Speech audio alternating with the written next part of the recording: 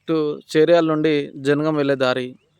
ఈ దారిలో మనకు ఒక 300 మీటర్లు 200 మీటర్ల లోపల ఒక బిట్ ఉంది. 4 ఎకరాల భూమి, 20 ఫీట్ల దారి. చూడడం అన్ని పచ్చగా పంచుకునే పొలాలు.